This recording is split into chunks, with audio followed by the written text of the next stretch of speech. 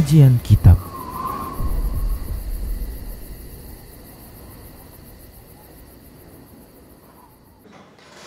Bismillah, assalamualaikum warahmatullahi wabarakatuh. Innal hamdalillah nahmaduhu wa nasta'inuhu wa nastaghfiruh wa na'udzu billahi min shururi anfusina wa min sayyiati a'malina. May yahdihillahu fala mudilla lahu wa may yudlilhu fala hadiyalah. Wa asyhadu an la ilaha illallah wahdahu la syarika lah. Wa asyhadu anna Muhammadan abduhu wa rasuluhu sallallahu alaihi wasallam. Qala Allah tabaraka wa ta'ala, ya ayyuhalladzina amanu taqullaha haqqa tuqatih wa la tamutunna illa wa antum muslimun. Ya ayyuhan nasu taqu rabbakumul ladzi khalaqakum min nafsin wahidah wa khalaqa minha zawjaha wa bassa minhuma rijalan katsiran wa nisaa'a. Wattaqullaha alladzi tasaaluna bihi wal arham innallaha kana 'alaikum raqiba. Ya ayyuhalladzina amanu taqullaha wa qulu qawlan sadida yuslih lakum a'malakum wa yaghfir lakum dhunubakum wa may yuti'illaha wa rasulahu faqad faza fawzan 'azima. Amma ba'd. Fa inna asdaqal haditsi kitabullah wa khairal huda huda Rasulillah sallallahu alaihi wasallam wa syarrul umuri muhdatsatuha wa kullu muhdatsatin bid'ah wa kullu bid'atin dhalalah wa kullu dhalalatin finnar. Para pemirsa Rosyad TV dan para pendengar radio Medan Mengaji di mana saja Anda berada, serta para pemirsa media-media sunnah yang terus serta menyiarkan kajian ini, semoga Allah Subhanahu wa taala senantiasa memberikan kebaikan dan kebahagiaan dalam kehidupan dunia dan akhirat kita.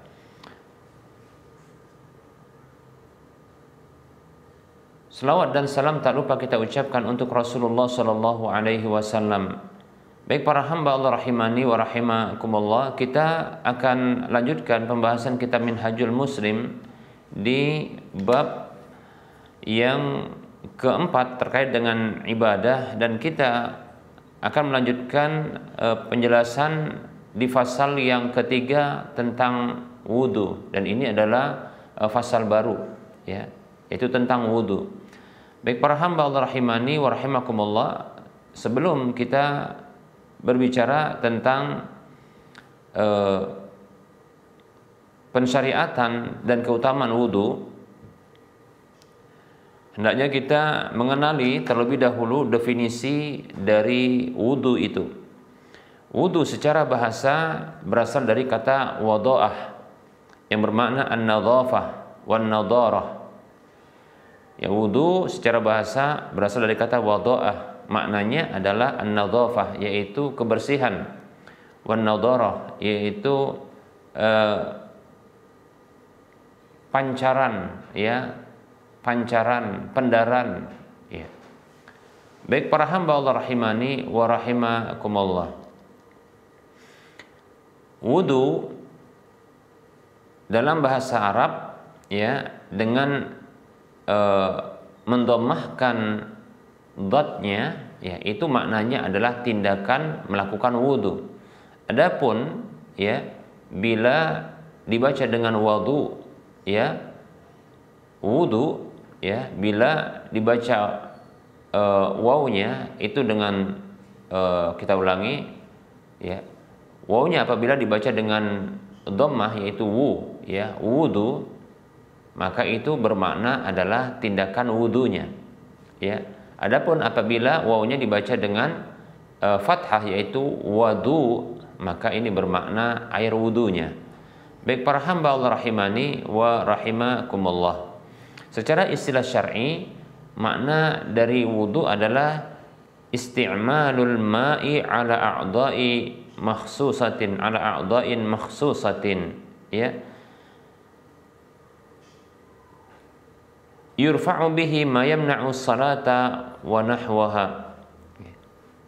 Wudu secara istilah syar'i maknanya adalah penggunaan air pada anggota-anggota tubuh yang khusus seperti wajah, kedua tangan, kemudian kepala dan kedua kaki, ya, yang dengannya diangkat sesuatu yang bisa menghalangi sholat dan yang semisalnya. Baik, ya, inilah definisi wudu. Ya, nah tentunya adalah dengan niat ibadah kepada Allah Subhanahu Wa Taala, bukan hanya sekedar ya cuci-cuci bersih-bersih saja. Ya, baik para hamba Allah rahimani wa rahimakumullah. Wudu ini disyariatkan berdasarkan penjelasan Allah Subhanahu wa taala dalam kitabullah Al-Qur'an, demikian pula lewat hadis Nabi sallallahu alaihi wasallam, itu sunnah Nabi sallallahu alaihi wasallam. Bahkan ini juga disepakati oleh para ulama kaum muslimin dengan status ijma. Berikut dalil-dalil dari Al-Qur'an dan hadis. Allah Subhanahu wa taala berfirman dalam surah Al-Maidah ayat 6. Allah katakan, a'udzu billahi minasyaitonir rajim.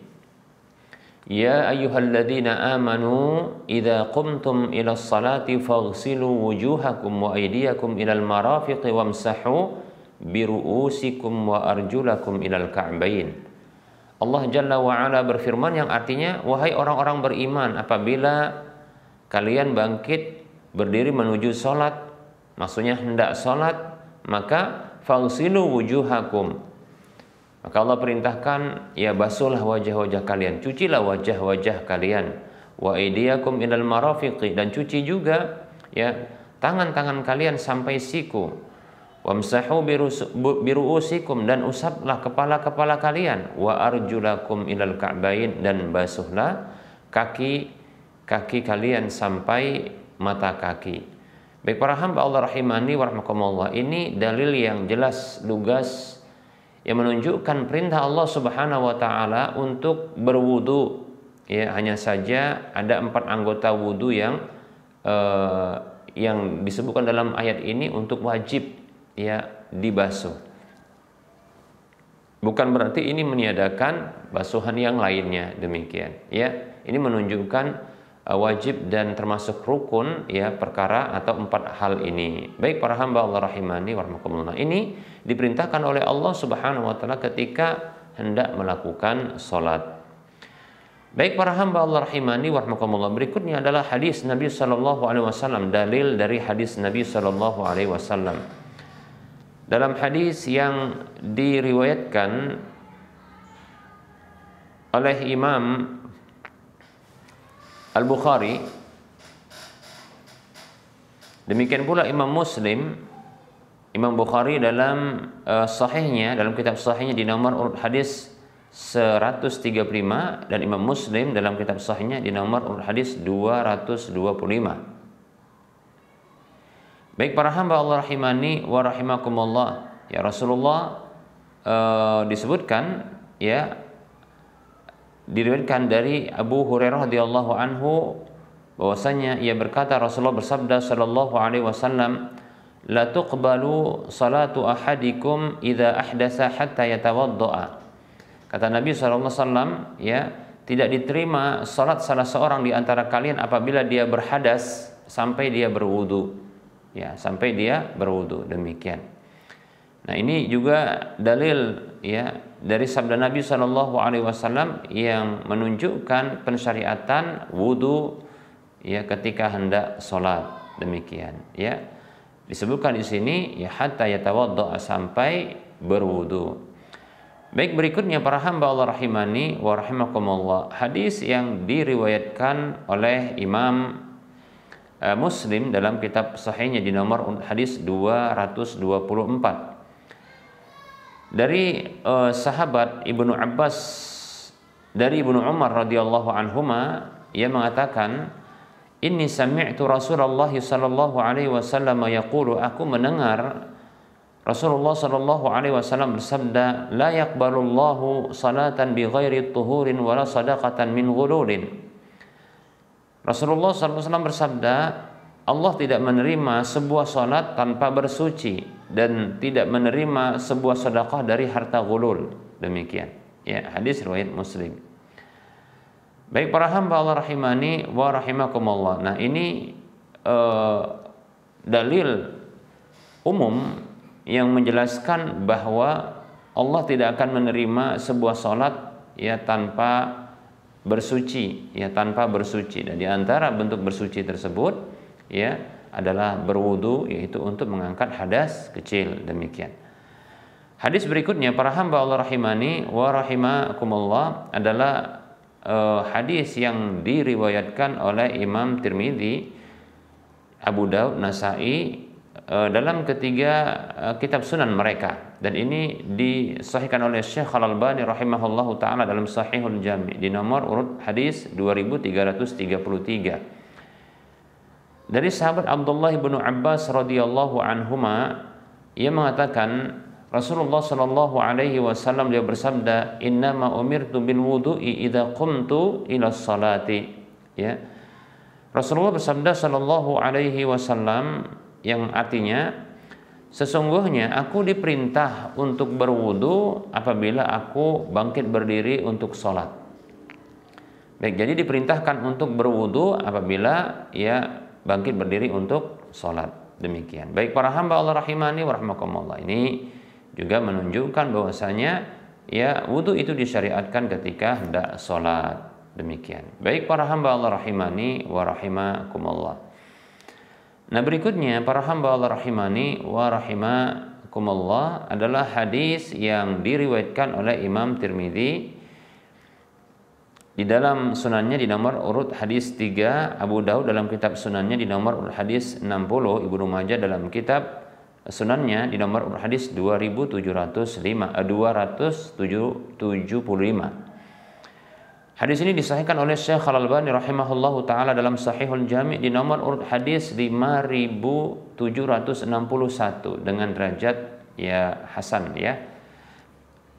Syekh Al-Albani mensahihkannya, adapun ulama yang lain menghasankannya. Baik.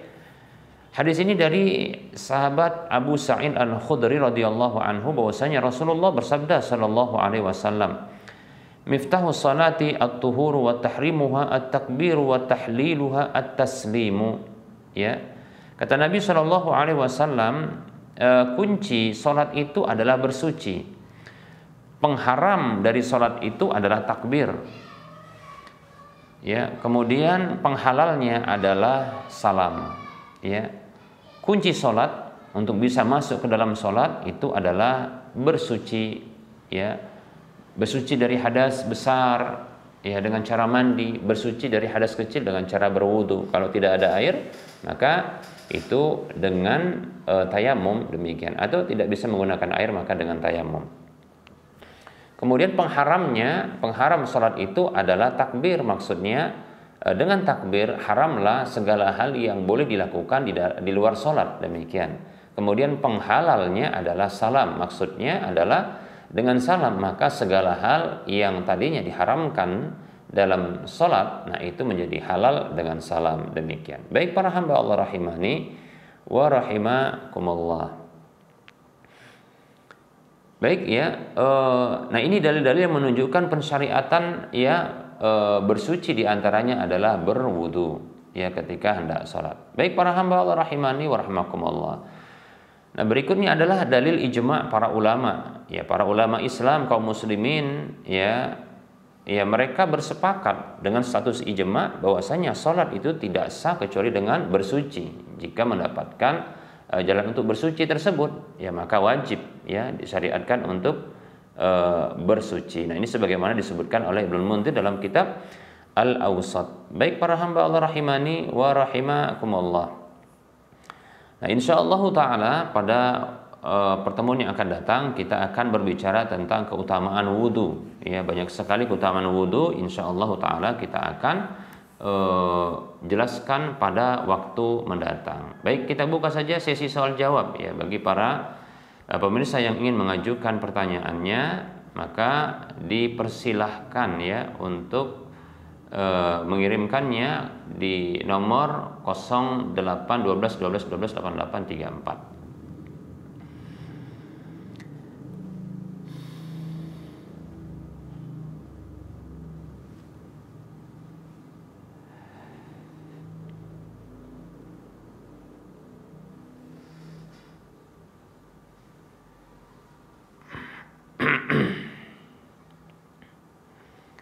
Baik para hamba Allah rahimani wa rahimakumullah.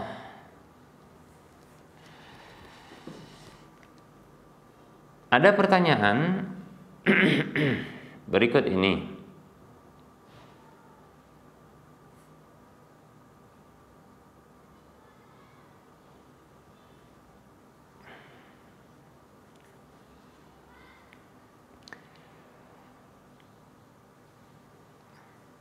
Assalamualaikum Ustadz, di masjid kampung saya tinggal ada imam batal di rakaat yang kedua dan menyuruh salah satu makmum yang di belakang imam tersebut untuk menggantikan imam tersebut.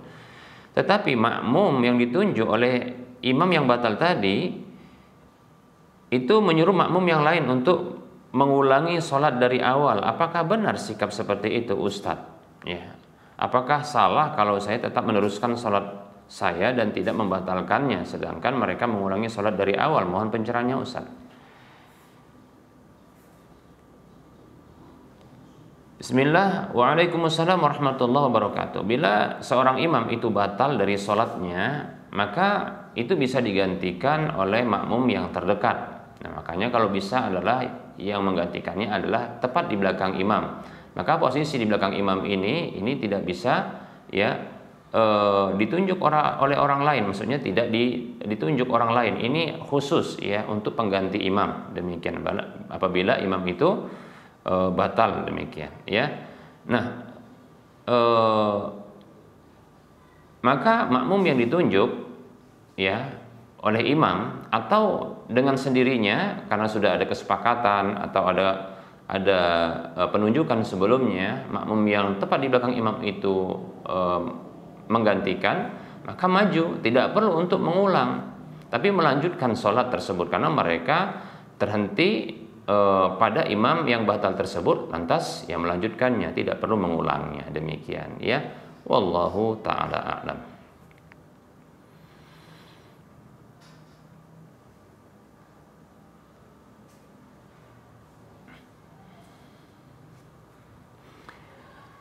Ada pertanyaan ya, bismillah Ustaz, mengganggu, apa hukumnya parsel dari perusahaan yang isinya adalah minuman yang halal tapi keterangan parsel tersebut parsel Natal? Baik ya. Bismillah, untuk hadiah-hadiah yang halal, hadiah tersebut, hadiah itu adalah hadiah yang halal zatnya, maka ketahui sesungguhnya menerimanya juga halal. Ya, apabila pun dibeli dari uang yang halal, maka halal pula menerimanya. Hanya saja apabila bertepatan dengan acara-acara tertentu yang ternyata ini acara-acara kekufuran, ya, acara-acara yang bertentangan dengan syariat Islam, maka pastikan ketika menerimanya itu tidaklah memberikan kesan pembenaran terhadap acara tersebut, ya, atau seolah-olah mendukung acara tersebut. Jadi apabila menerima hadiah yang zat hadiah tersebut adalah halal dan didapatkan dengan uang yang halal pula, ya, maka hanya saja bertepatan dengan acara-acara kekufuran, ya, maka di sini perlu yang diperhatikan adalah ya, apakah penerimaan hadiah tersebut ini akan menjadikan pembenaran terhadap acara tersebut atau menjadikan merupakan bentuk dukungan terhadap acara tersebut. Nah, bila bukan merupakan dukungan dan pembenaran, maka boleh terima. Adapun bila dijadikan sebagai dukungan ya dan pembenaran, maka sebaiknya tidak diterima. Wallahu ta'ala a'lam. Yang jelas hukum asal dari hadiah tersebut ya untuk zatnya itu adalah halal. Wallahu ta'ala a'lam.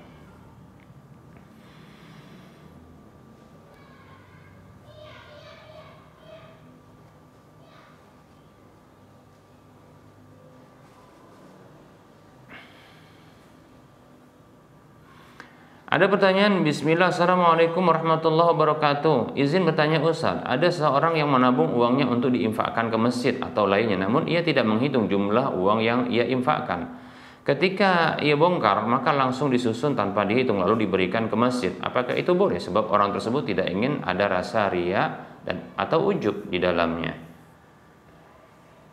Bismillah, waalaikumsalam warahmatullahi wabarakatuh. Ya boleh saja, bahkan bagus yang seperti ini. Bila memang menghindari riya dan ujub ya dengan cara langsung memberikannya tanpa menghitung-hitung. Asalkan kewajiban-kewajiban yang lain itu terpenuhi. Seperti contohnya nafkah untuk diri, nafkah untuk anak dan istri serta yang lainnya. Nah, demikian. Jangan pula ada hak orang lain yang diberikan pada harta tersebut, demikian ya. Dari harta yang diberikan itu ternyata terdapat hak orang lain. Nah, jadi tetap memberikan atau memberlakukan skala prioritas ya.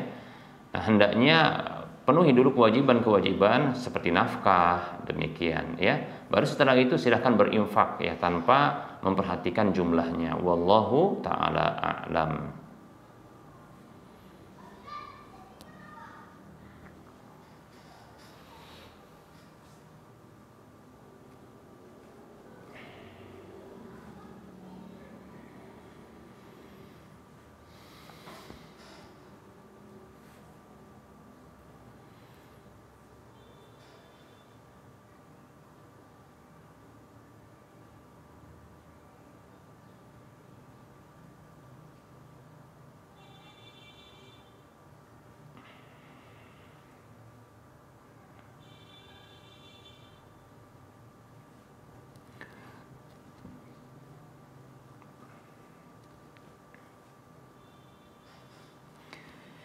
Bismillah, assalamualaikum warahmatullahi wabarakatuh. Afan Ustadz bertanya, ya istri saya pada tahun 2019 yang lalu itu melahirkan anak pertama dan tidak puasa selama sebulan. Mungkin karena di sini sebutkan nggak disebutkan apa sebabnya, tapi melahirkan ya. Apakah saya masih boleh membayarkan fidyahnya? Lalu bulan Maret tahun 2022 istri saya melahirkan anak kedua, apakah masih bisa membayarkan fidyahnya? Terus saya mau membayarkan fidyahnya kemana, Ustaz? Baik.